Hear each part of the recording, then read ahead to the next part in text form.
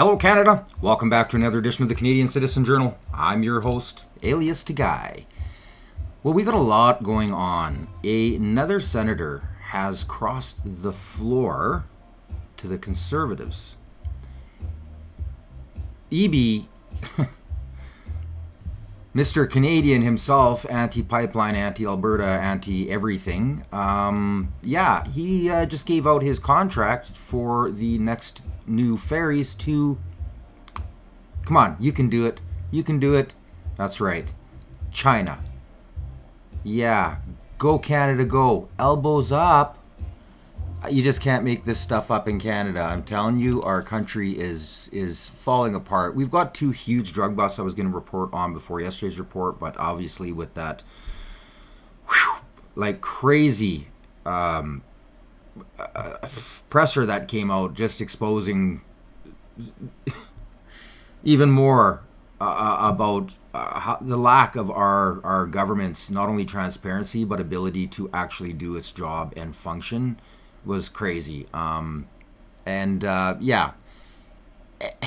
we've got like Philippe Chabin, the guard dog, the little chihuahua. This bill, they're trying to sneak in a bunch of legislation and force this bill through. And nobody's really talking about it. And it doesn't make any sense. Oh, right. Propaganda media doesn't want to say anything. We got a few other things. Anita Anand, she's going off about this whole, her and three other countries. They've taken two Israeli representatives and they're treating them like the T word. And this isn't going over very well. Marco Rubio has posted on Twitter about this. The States is choked. I'm waiting to see if Trump's got something to say. And then, of course, Benjamin, he threw a big thank you out to the States for backing them up once again, for being on the right side. It's just craziness. And Elon Musk, it looks like he's trying to apologize for flipping his lid there on Trump. And then we just got just the typical main chaos. We do have one really cool story about how the survivors of the MK Ultra brainwashing have got something to say, which is really interesting because a lot of people think that this is fiction. This is a conspiracy theory. No, it happened, people. It happened. The Canadian government was involved on it. And this is only one thing that the Canadian government has done behind closed doors on citizens. We're going to dabble on that and a few other stories. And so let's just get started here with this. This is the second senator now in the last week and a half who has crossed the floor. And it's a good thing, although she's going to be retiring, I think, in 3 or 4 years. It'll state in the article, I'm pretty sure, if I remember right. Let's just kind of go over it here. So another Trudeau Liberal has appointed senator, joins the Conservative caucus. Senator Mary Jane McCallum of Manitoba is now part of the Conservative Senate caucus, making her the second senator appointed by the former Prime Minister Justin to leave the party this month. McCallum, who is Cree and a member of the Barren Lands First Nation, said she made the decision to join the Conservatives after consulting with chiefs and community leaders.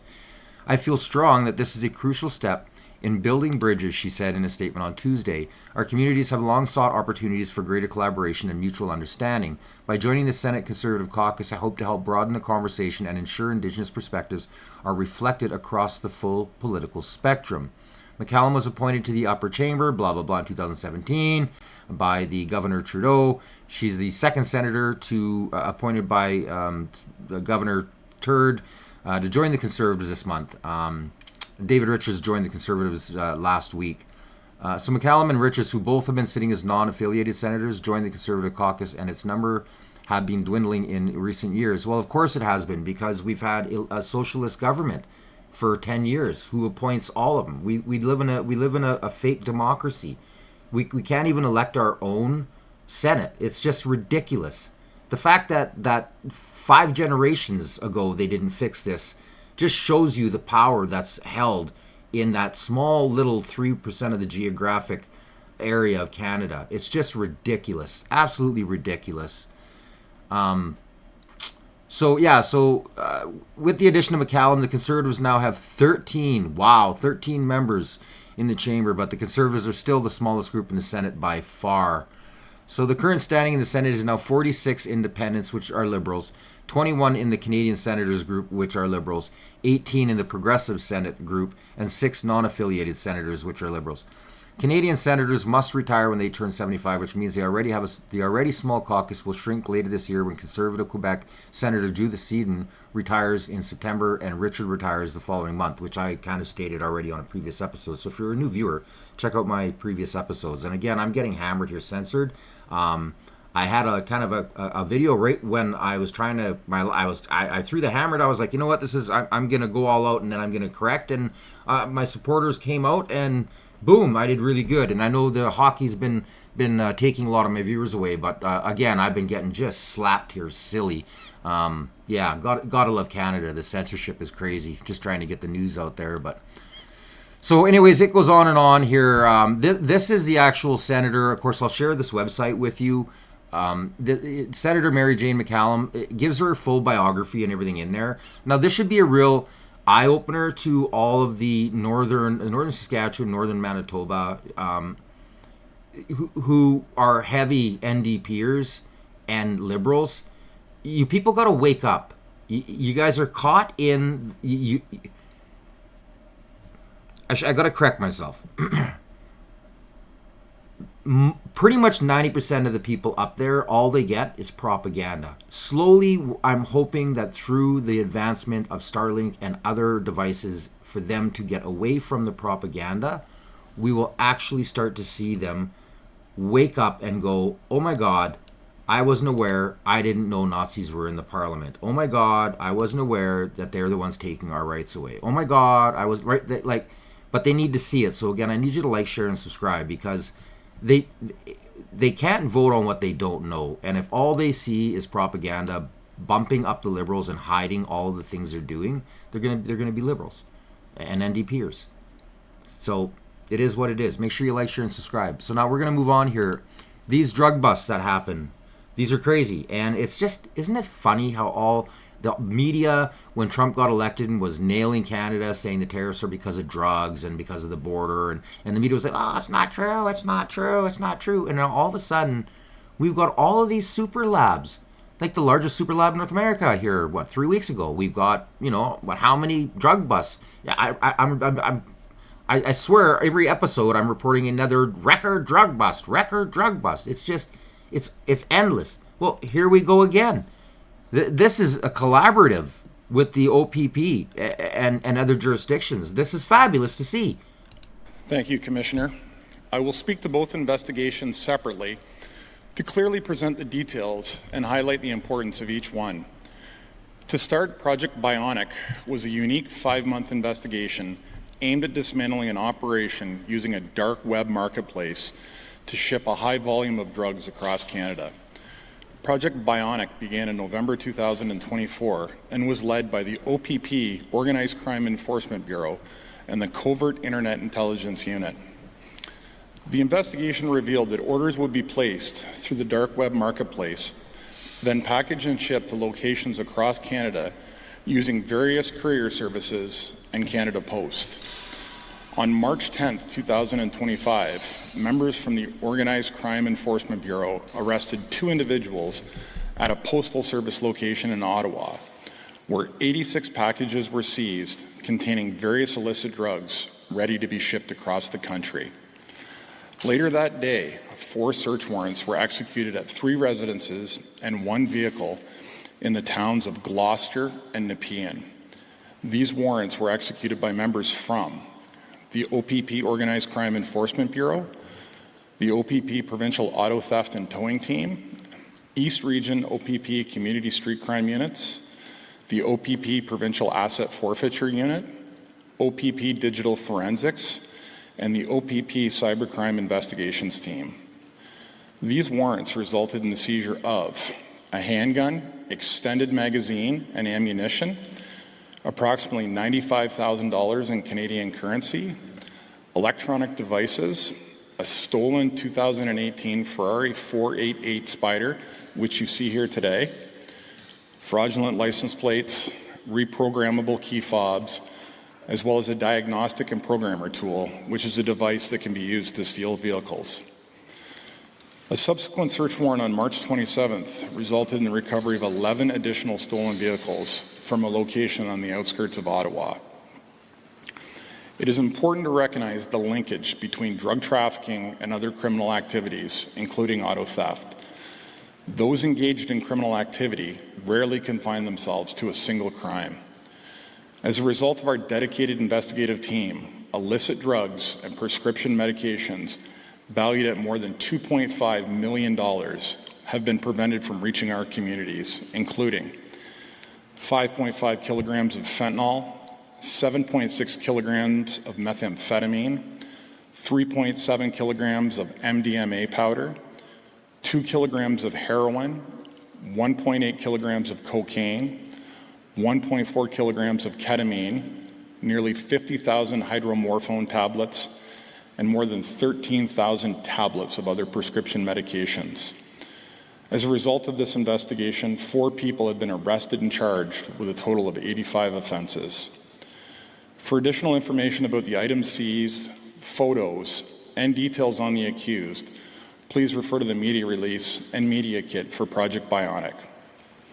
I will now provide details on Project Golden.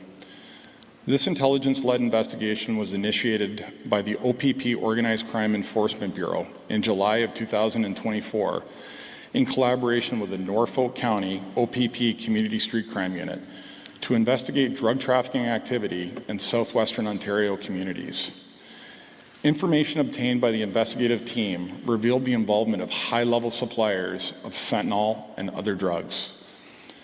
As the scope of the investigation became multi-jurisdictional, the responsibility for Project Golden was assumed by the OPP Organized Crime Enforcement Bureau, with assistance from the OPP-led Provincial Guns and Gangs Enforcement Team, the Provincial Asset Forfeiture Unit, and the Hamilton Police Service, with support from the Royal Canadian Mounted Police.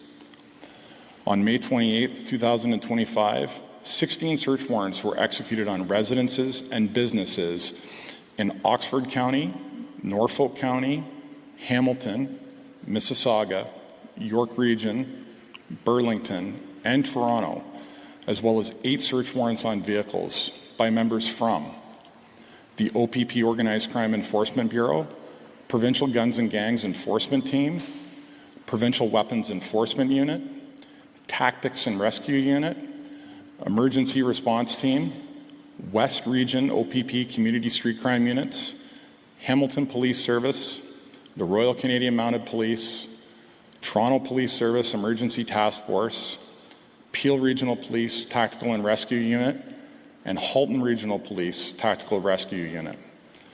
We seized a total of 38 kilograms of fentanyl, 19.5 kilograms of methamphetamine, 5.5 kilograms of cocaine, 3 firearms, and more than $121,000 in Canadian currency. The estimated street value of the drugs seized is $5.4 million. 15 people were arrested and charged with a total of 140 of offenses. Some of the accused were identified as wholesale suppliers of fentanyl, methamphetamine, and cocaine. The fentanyl seized in Project Golden was enough for approximately 380,000 street-level doses. This is not pure fentanyl. It has been cut with other substances, and our estimated street-level doses reflect that. To ensure health and safety, the exhibit displays to my right do not include actual fentanyl. However, we did want to illustrate what a street-level dose of 0.1 of a gram looks like in comparison to the quantity seized. We have replicated the fentanyl seized in Project Golden to give context to how small one dose is compared to the overall seizure. It is also important to note the variety of colors of fentanyl that are being distributed. For a full list of items seized, photos, and details on the accused, please refer to the media release and media kit for Project Golden. I would now like to welcome Superintendent Marty Schulenberg from the Hamilton Police Service Pretty wild. to speak to the impact of Project Golden in Hamilton It's and the surrounding communities. It's Thank you. I'm just so happy that they're finally getting on this. And it's the most embarrassing part is it took the scary orange man to get Canada to actually do something. Yeah. And then we have another record bust. It is being called the largest seizure of illicit drugs in the history of Peel Region. Investigators have unveiled the results of Project Pelican. We're joined now by Alessandra Carnero. And Alessandra, police say this mission could save lives. That's right. Just like you said, it is one of the largest seizures that this police force has made in its history. Close to $50 million in cocaine has been seized by Peel Police. And so when we're learning more about this investigation, we know that it was a year-long investigation started in June of 2024. Peel Regional Police, they began that investigation, investigating a cocaine smuggling operation using U.S.-Canada commercial trucking routes. So by November, Peel Police says that they were working with partners that included the CBSA, U.S. Drug Enforcement Administration, U.S. Homeland Security, also part of this as well. And that was a big part of that in Detroit. And of course, multiple individuals in the trucking company, storage sites, all linked to the operation were identified. Now, this happened between February and May of 2025. CBSA intercepting a commercial truck at the Ambassador Bridge in Windsor, which led to the seizure of 127 kilograms of cocaine that were concealed in a trailer, and the arrest of the driver was made. So with this, we know that this is the largest seizure in Peel Regional Police history. 479 kilograms of cocaine seized. That's worth about $47.9 million. They also found two illegal loaded semi-automatic handguns that were also seized during this investigation. And 9 individuals have been arrested from Ontario with a total of 35 charges. Here's what Peel Police had to say. Almost 500 kilograms of cocaine that were destined for our streets.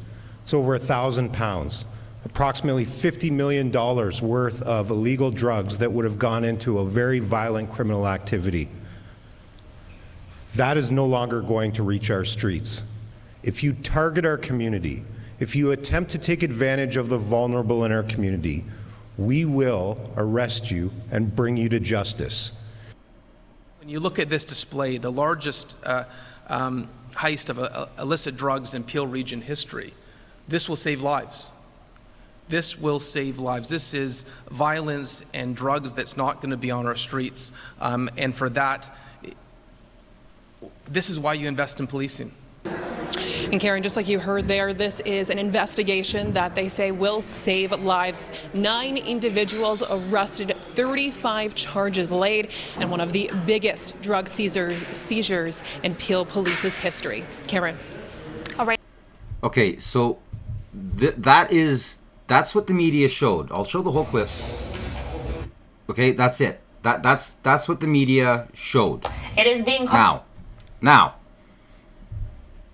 I'm going to show you what the media isn't telling you. So I'm going to go to the real briefing. Okay? Listen carefully. This is what they don't want you to know. Good morning, Taranjit from Red FM. Among these 9 arrests, is there anybody who is having the criminal background, I mean repeat offender?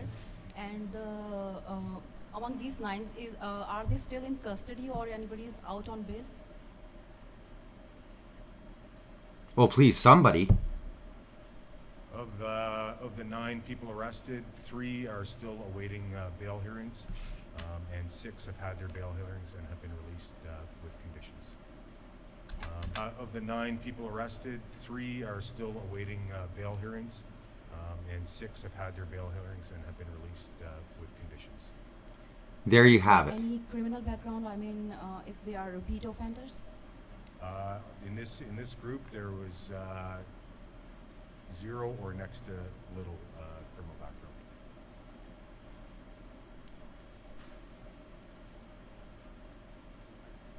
Good morning.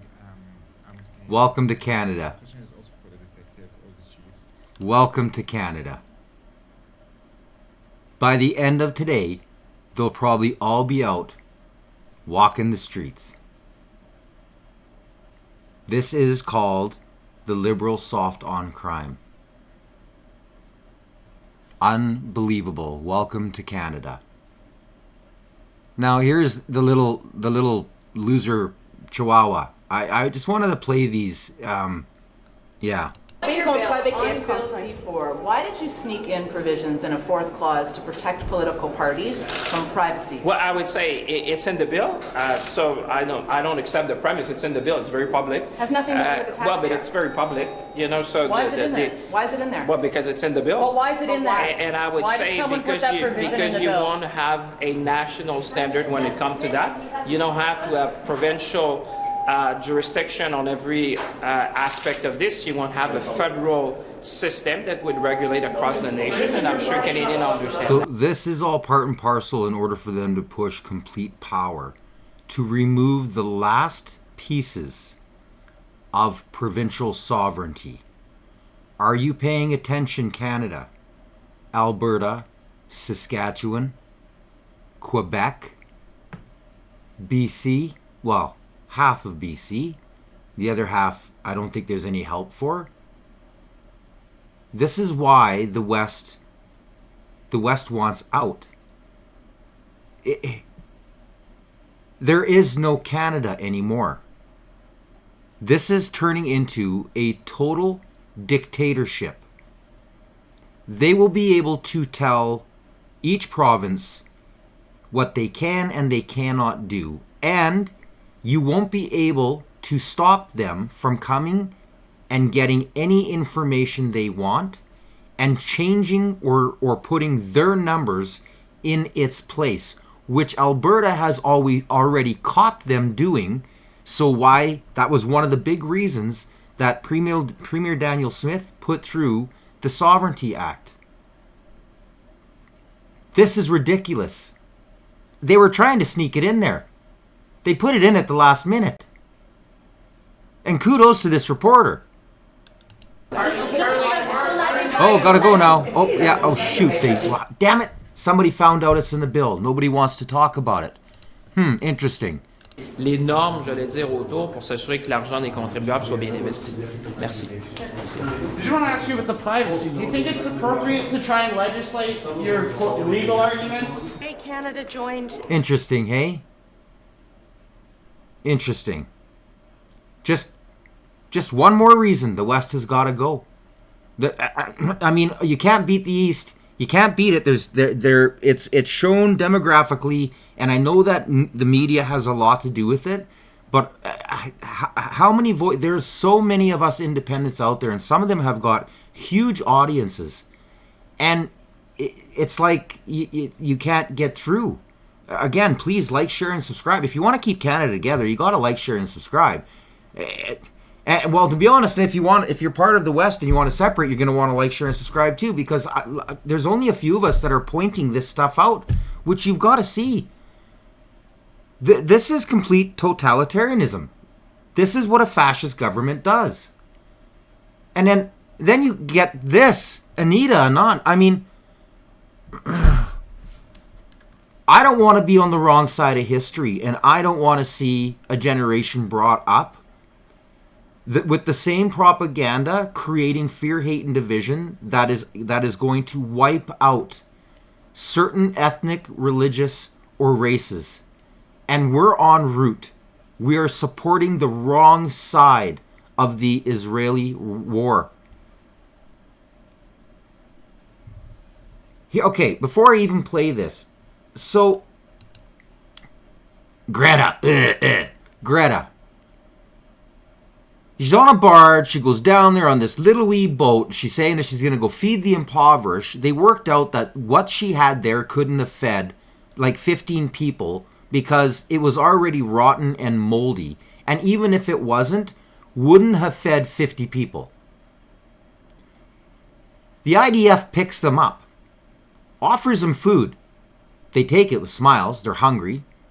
They're burning in the heat, and they didn't end up in the evening that they caught them. But Greta goes out and posts a pre-recorded video how if you're seeing this video, I've been kidnapped. Okay, well, they weren't kidnapped. Personally, I think they should have just tossed her into Palestine. I have no pity for these people. They might as well learn. If you want to learn, throw them in there with Hamas. Why not? They want to be there. Let's see how good they really are. Anyways, So the IDF said, well, all of you are going to sit down and we're going to show you the videos that Canada won't let you see. And I can't play those videos. I'm fortunate enough that through the devices I have, the services that I pay for, I can get out of Canada.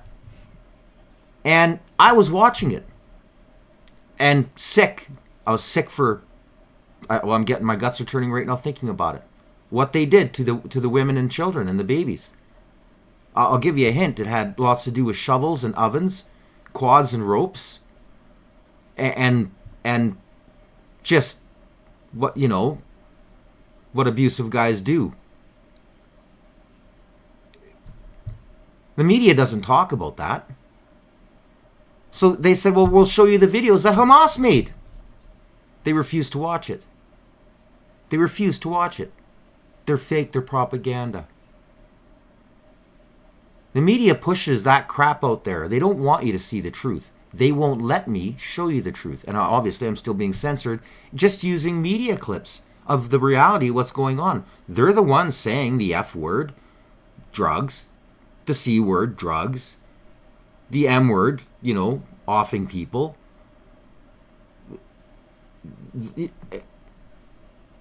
This is a fascist country. If I can't even show you what's really going on, and like, obviously I'm not going to show the really graphic, but at least to be able to give you the links to get there so you could watch it, but they won't even allow that. They won't let me post the links. So nobody really sees the truth of what's going on. And then you've got people like this forcing Canada to be on the wrong side of what's going on. With the United Kingdom, Australia, New Zealand, and Norway to announce further measures targeting extremist settler violence in the West Bank. Extremist settler violence is a threat to the safety and security of Israelis and Palestinians. It prolongs the existing conflict and it erodes the path to a two-state solution, which we see as the only path to sustainable peace and security, including for Israel. As the Prime Minister said on May 19th in the joint statement, if the ongoing expansion of settlements in the West Bank did not stop, concrete actions would be taken. That is why, together with 4 international counterparts, Australia, New Zealand, Norway, and the United Kingdom, Canada is implementing new sanctions under the Special Economic Measures Act addressing extremist settler violence. These measures are directed against individuals who directly contribute to extremist settler violence.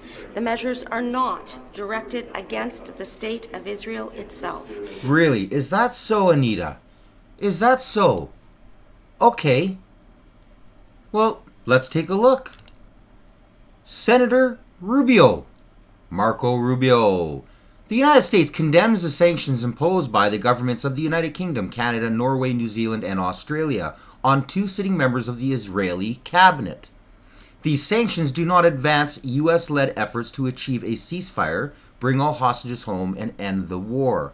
We reject any notion of equivalence. Hamas is a terrorist organization that committed unspeakable atrocities, continues to hold innocent civilians hostage, and prevents the people of Gaza from living in peace. We remind our partners not to forget who the real enemy is. The United States urges the reversal of the sanctions and stands shoulder to shoulder with Israel. I'm really curious on how this is all going to roll out with the G7. And there's Benjamin Netanyahu. Thank you, Senator Rubio, for your moral clarity and support of Israel. Anita's trying to twist the words to make it like, okay, well, we're not really against the Israeli government. We're only after a few that are kind of doing the settler thing, but it's not affecting, and we're not really taking a side. Yes, you are taking a side.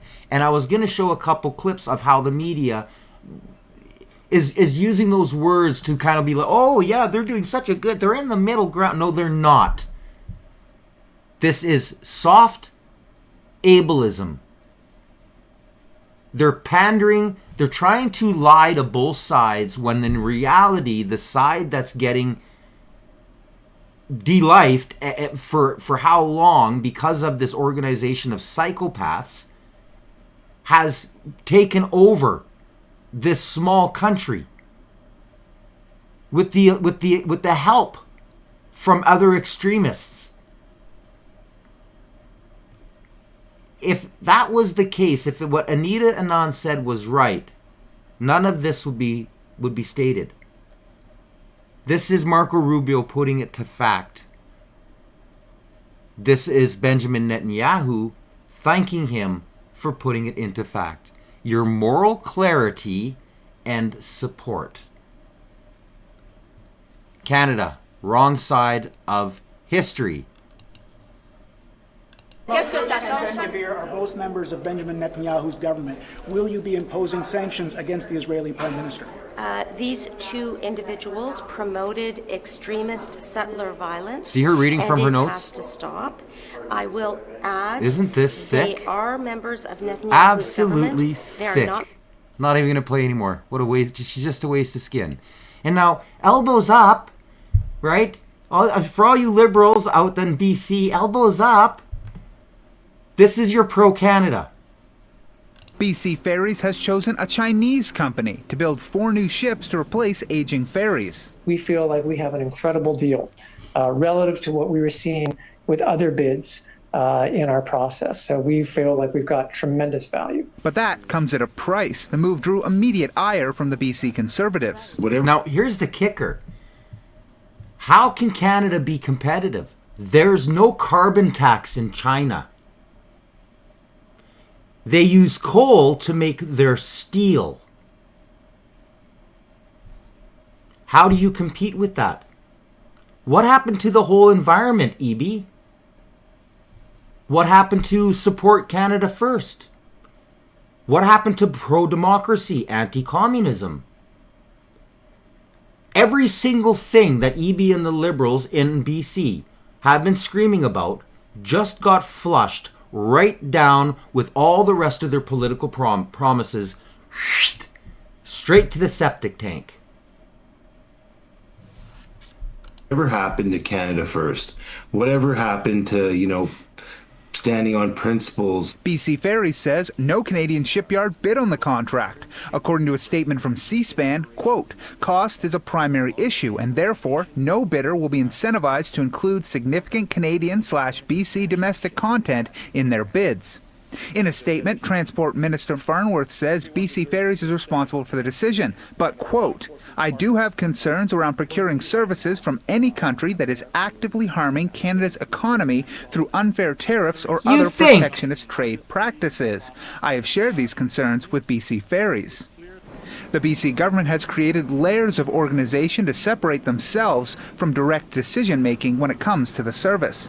BC Ferries says there were 3 main factors: cost, expertise, and speed, and says a Chinese firm was the only one who could meet their needs on all 3. Chinese shipbuilding is more than 50%. It's probably 2/3 of the shipbuilding orders in the world in terms of tonnage right now.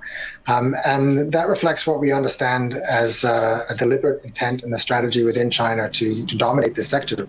BC Ferries says it doesn't consider geopolitics when it makes procurement decisions. That's government's job. In Vancouver, Jack. Right.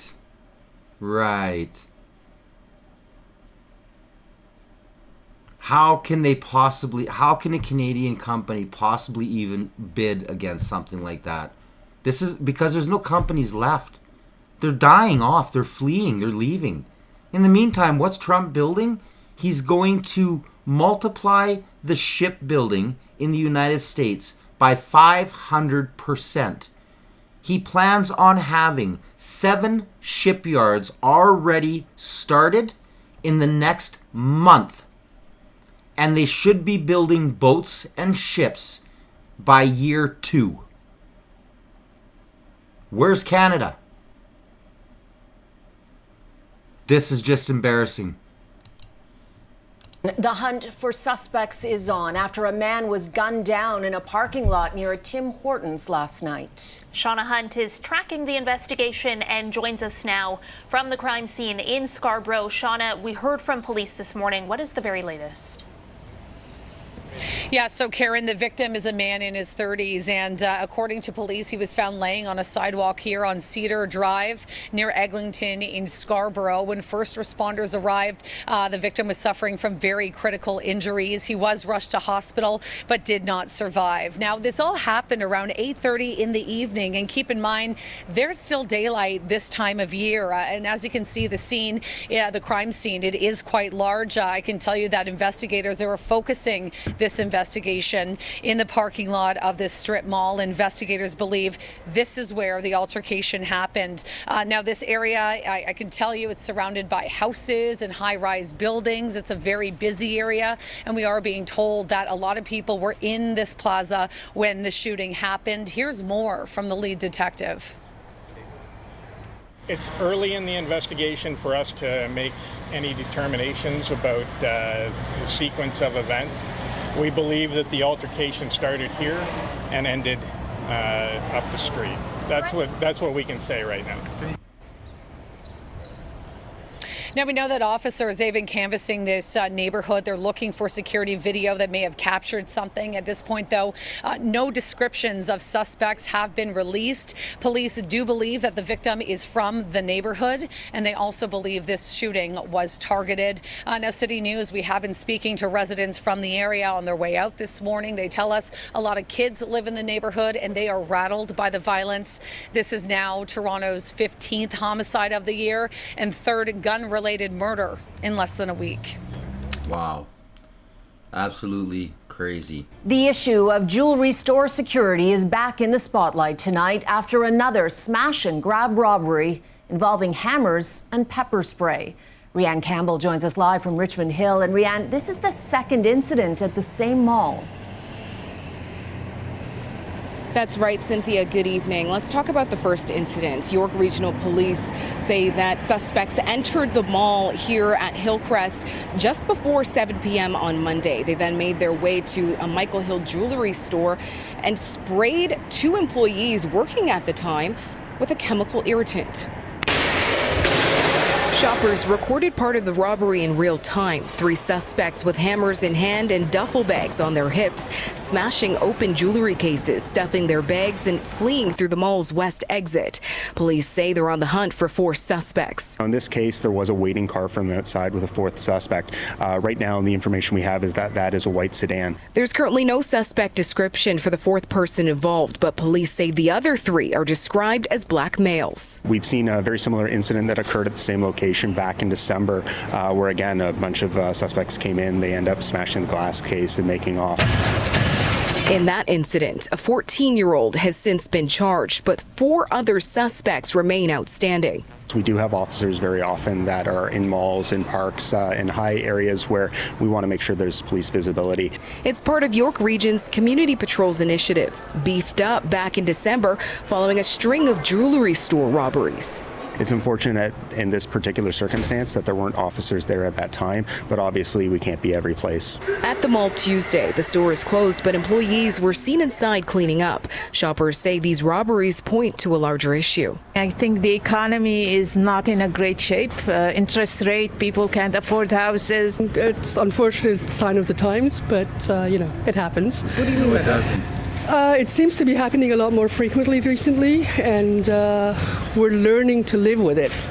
Meanwhile, 5 minutes earlier, those are the who responds in that manner? Canada's slowly becoming desensitized to this. This is 10 years of bad policy, of soft on crime. That's what this is. The people are living in a bubble. They're living in a bubble. They're not aware that the laws have been changed. Criminals are not afraid. They're not afraid. Why? They'll just get released, a slap on the wrist. And it's easier if you're from, what they would call a minority. You get a lesser fine. So, hey, yeah, why not? It's creating more fear, more hate, racism. Because now you're seeing it and it's like, well, this is a color problem. Well, It's easier for them to do it, so they're more likely to take advantage of it. If it was equal, we'd probably see more numbers of both colors, but this is all bad policy.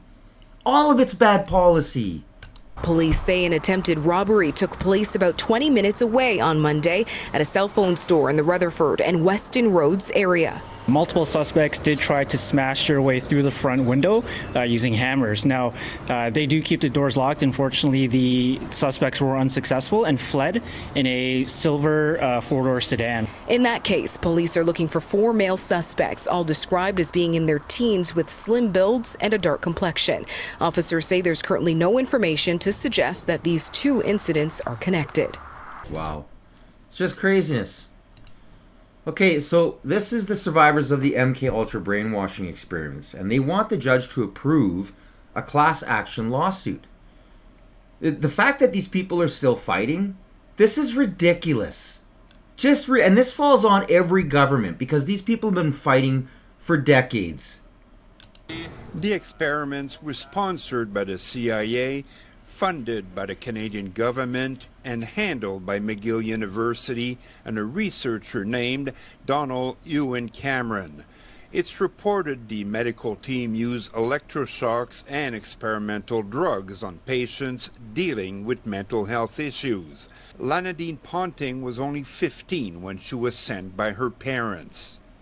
I was drugged up so bad, I can't remember half of what they did to me. I bore a son when I was at the Allen. I got pregnant. Ponting and several other survivors and their families were in court today as their lawyers trying to get authorization for a class action lawsuit. It's the first step before the case can move ahead. I think there is no question. No one has ever taken responsibility. No one has ever apologized. There was some modest compensation in 1992 without any admission of liability. The courts already prevented the group from suing the U.S. government. As they argued successfully, the courts have no jurisdiction. The other parties, such as McGill and the Canadian government, argue they can't be sued because the plaintiffs waited too long. There are many psychological reasons of blockages that just don't allow people to take action.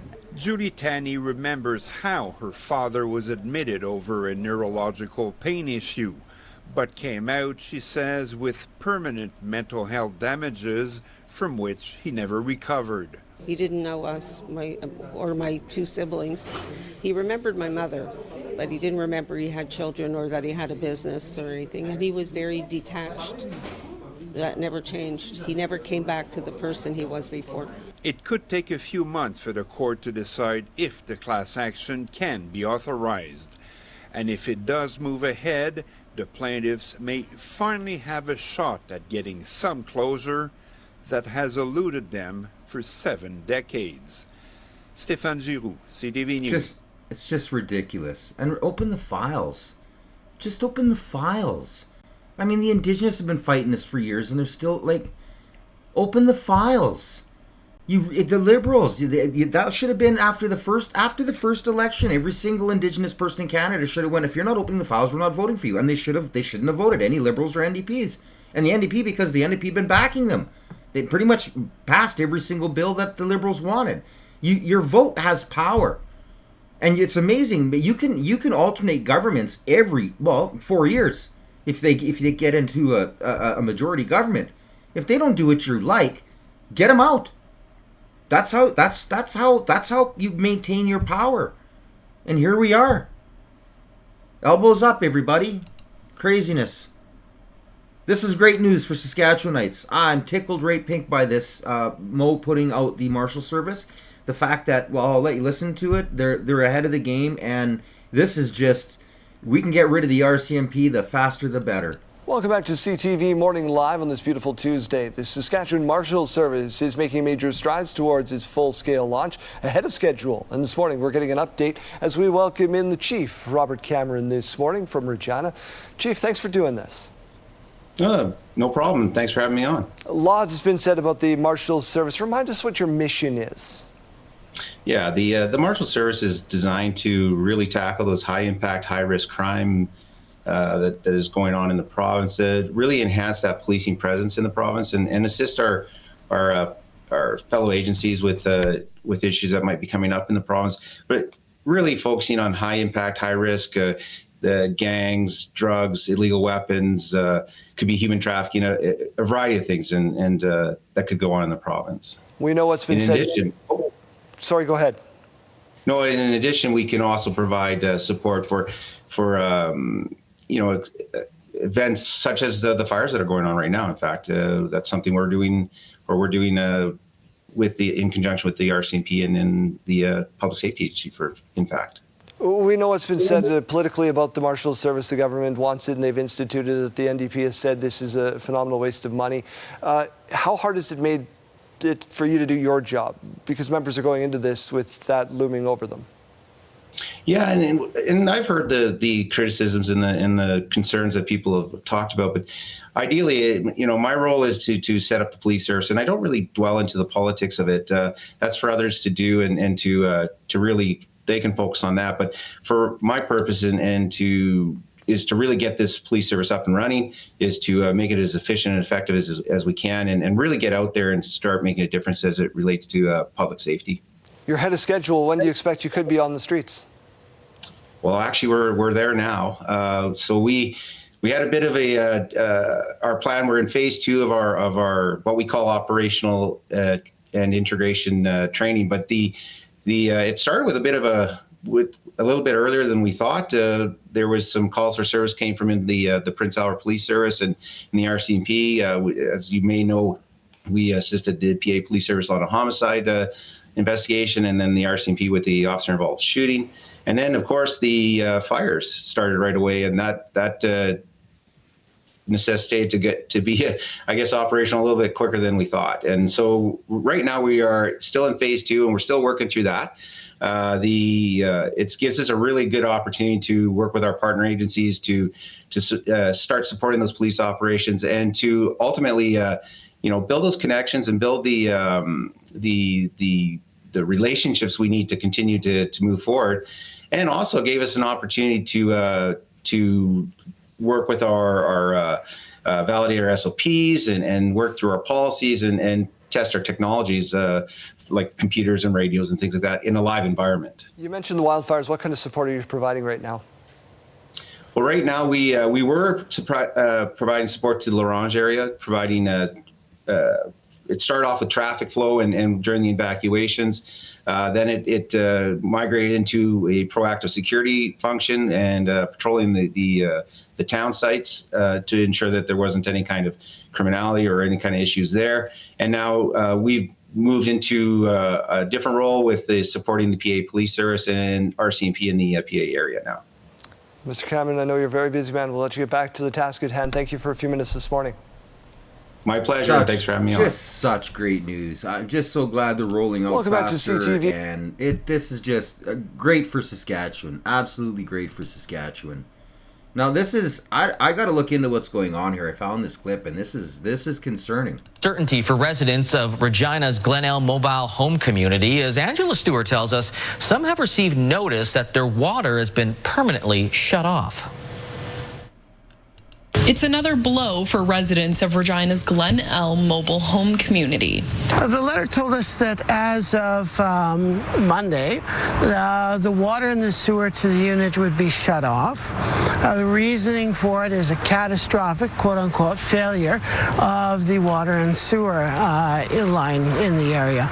The letter, sent only to select units, comes weeks ahead of a June 30th eviction deadline from the park's owners. It offers apologies for the inconvenience and alternative services in the form of a porta potty and hose, although Jepson says those have not yet been supplied. We just don't understand. What's the urgency? Why are our homes being destroyed? We've been here for 70 years. We pay our rent. Why are we destroying low-cost homes in this city in a housing crisis? It just doesn't make any sense. Some residents in the community remain in the park, forming an association to save their homes. While others have left, about 20 units have already been demolished. It's awful. We bought this place because it had been around for so long. It was a sense of stability that this place would be around for the future. CTV News has reached out to Glen Elm Properties Limited for a comment, but did not receive a response back in time for broadcast. In the resident's letter, the owner offered assistance with relocation plans during a difficult transition period. With many questions still unanswered and residents unsure of whether they will be forced to leave or to see their homes be demolished, the association says it will continue with its efforts in purchasing the property here with the goal of giving those who remain a chance to stay in their homes and preserve what's left of the community. Angela Stewart, CTV. Ridiculous. It's ridiculous. And what's Canada doing? Canada's pushing the mobile home craze, the tiny home craze. These are bigger than the homes that they plan on rolling out. Trailers on the average are bigger.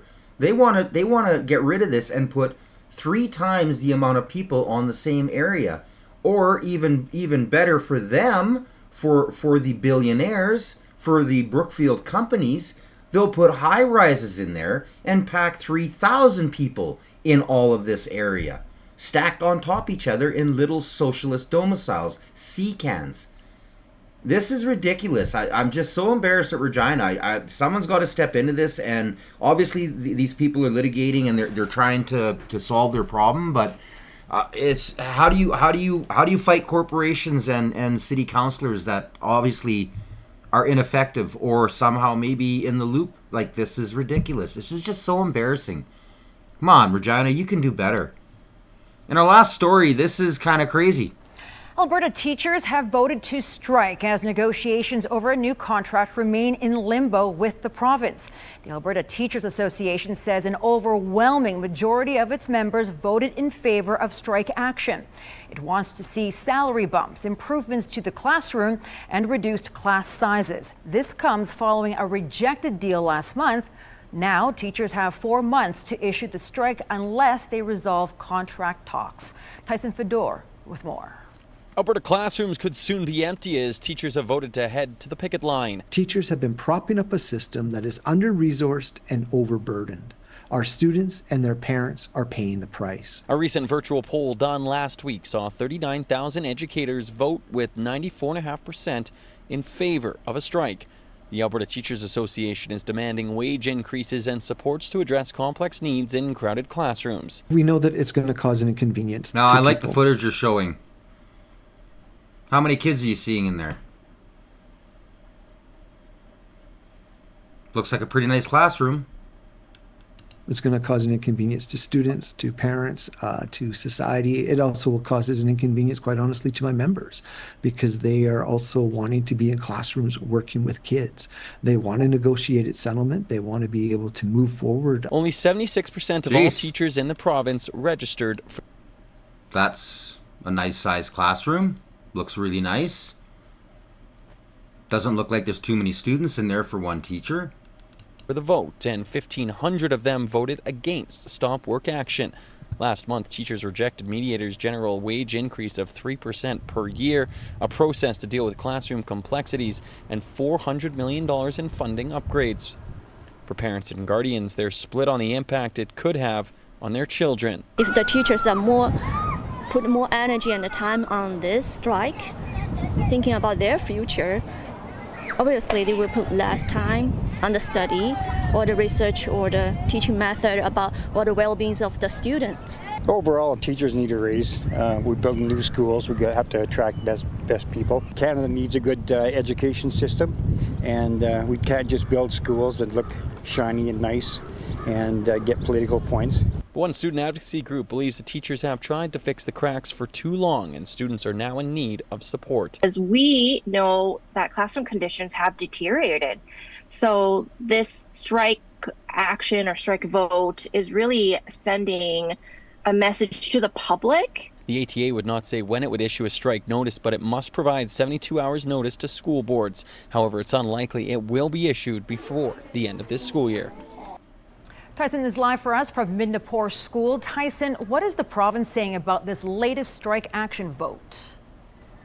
Well, Camilla, Alberta's finance minister is saying today that the province has tremendous respect for the province's educators. He does say, Nate Horner adds, that the rejected deal from last month included the same 12% increase over 4 years to salary that other unions have accepted. The province admits that it will continue negotiations throughout the summer. Now, the Provincial Executive Council will meet later this week on Thursday and on Friday to determine next steps here in this process. Camilla? Don't get me wrong. I am a firm believer that teachers are underpaid. There's no doubt about it. The most important thing we have as a society are our children. They are the ones who are going to walk in our footsteps and hopefully have the training and abilities to do better. Who else could possibly be more important than a teacher? So I'm not arguing that teachers don't deserve more money, because they do. I'm just going to debunk a little bit of the BS that's going on. And they're saying how, well, they need this to attract good teachers and all the rest of it. So let's just cut the crap here and get straight to it. Now, and let me know how you feel in the comments. I have teachers in my life. I know what they go through. I also know that if there's no money, how do you give them raises? If at the end of the day, a parent gets home waxed, completely beat, tired, mentally and physically, knowing they're giving half of their paycheck to the government, anything else they do to go out and earn more money or put in overtime costs them up to 60% of their hourly wage. How can you possibly take more? The province can't afford it. The federal government, well, they can't afford it. Look at the money they're blowing. Our system is we've been taxed to death from socialist society. There are much better means in order to clean us up, to clean Canada up. And there should be a tax base. There's no citizen should ever have to pay more than 25% of their wages, period. That's provincially and federally done. How about end the idea that you can never own your home? How about when you're done paying for your house, you never have to pay tax on it again? That's true ownership. There's all of these little things in society that people aren't aware of. And then they say, oh, well, yeah, but the government needs money. Well, why do they need money? How about the parent or the person trying to get a home? You don't think they need money? The more you take from Peter to give to Paul, the more Paul goes into debt, which then has to go back to Peter and take more from Peter in order to give to Paul. In order for Paul to go further into debt, for him to... We got to cut this. Now, let's debunk this whole... We need to pay them more so we can attract good teachers. Now, like I said, I know a lot of teachers. And I agree. They're all underpaid. Way underpaid. They were underpaid 10 years ago. Now, with the cost of living, underpaid is an overstatement. They don't make near what they should. But the argument of them saying, well, you got to attract more teachers, where are you going to get them from? The States? They ain't coming up here from the States, people. Not unless they're socialists and getting ran out of their own communities. Ontario and Alberta are the provinces with the highest paid teachers in Canada, offering competitive salaries that can reach upwards of $130,000 for experienced educators. Ontario consistently ranks the province as the province that offers the highest salaries for teachers, with annual salaries ranging between $65,000 and $126,000. Experienced teachers, particularly in urban areas such as Toronto, can earn salaries near or above $100,000. I don't know how you could live anywhere in Toronto at $100,000 a year, especially knowing what teachers do. I have good teachers in my life. They put in 10, 12, 16-hour days. And what are the, how do you work out the wage? What are you paying them an hour to take care of the most prized possession that you could have, being a parent? Alberta, following Ontario, Alberta's teachers also enjoy competitive salaries, generally from $70,000 to $105,000 yearly. Those with extensive experience can achieve salaries towards the higher end of this range, particularly in urban districts. Northwest Territories, the Yukon, and regions of Northwest Territories and Yukon also feature high salaries, which can reach even higher figures due to the demand for educators in these less populated areas. Salary compensation. British Columbia averages salaries for teachers in BC are around $58,000 to $110,000 annually, depending on the experience location, making it the third highest paying provinces. Quebec teachers earn between $52,000 and $92,000, which is generally lower than the national average, and Saskatchewan average salaries here range roughly between $30,000 and $85,000 based on experience and allocation. $30,000. How the hell can you? Now I know Saskatchewan is the cheapest place to live. We are the cheapest place to live here in Saskatchewan, and there's no doubt about it. From insurance to just everything, but it's slowly changing. The cost of living slowly catching up with us. $30,000. Even at $85,000, that's pittance. That's pittance. So there's no doubt that these teachers need more. And they do pay more in remote areas, which is good because not only is the food and everything else much more expensive, everything's a distance you got to drive, the extra hours the teachers have to put in when they're in remote areas, and the sacrifices that they have to go through. Huge, huge sacrifices being up in remote areas. But the excuses they're putting out is bullcrap. Why don't you just say it how it is? Just be honest to the people. Just be honest.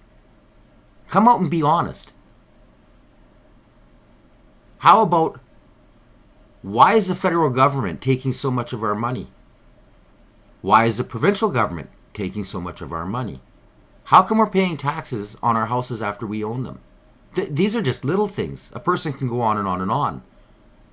How about we have a tax code where you can actually say on there that I don't want to pay for that because that's against my religion, or I do want to pay for that, or I'd rather see my money allocated to here as opposed to here. I'd rather see a pipeline built as opposed to a dam. How about give the people the choices to make the decisions where the money comes in?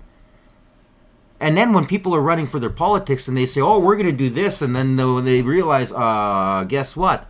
No, you're not, because there's no money.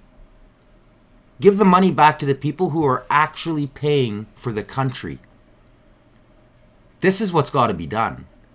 I'm a libertarian, so that's the way I think. Let me know how you feel in the comments, but I feel bad for the teachers because I feel like I'm kind of harping on them. But what do you expect? You're making crap wages just like every other person is making crap wages. Welcome to Canada. You elect it, you're going to keep eating it. And what are we going to do? Just keep this domino effect and keep running in more debt and more debt and more debt? We got to get right back to grassroots. We got to fix this from the bottom up. This is absolutely ridiculous. It's out of control. Like I said, I feel for the teachers. I really do. But I mean, where are you going to get the money from? How much more tax burden can you put on people? How much more? It's a sad state of affair. Canada's just in such bad shape, and it's just getting worse. And we've just signed ourselves to our fate. If this government stays in power, especially passing the bills that they're trying to do their first month in, this is ridiculous. And again, media is not saying anything, so I just need make sure you guys like, share, and subscribe and get the word out there. Anyways, guys, support your local teachers without a doubt, but just try and make sure that they understand you don't make what you deserve either. And like I said, I believe teachers, I mean doctors, nurses, and teachers, they should be some of the highest paid people out there. And the fact that there's such a huge difference between the three, it's crazy. You got nurses living in cars. Are you kidding me? Are you kidding me? They can't afford homes. been in communities for 5, 6, 7 years. They can't afford to pay their rent. This is all carbon tax, overtax, burden, out of control healthcare, and a socialist healthcare that was built after the same countries of like Korea. Like, are you kidding me? Anyways, let me know how you feel in the comments, you guys. Like, share, and subscribe. Until the next time, I'm Elias Tagay. Stay informed.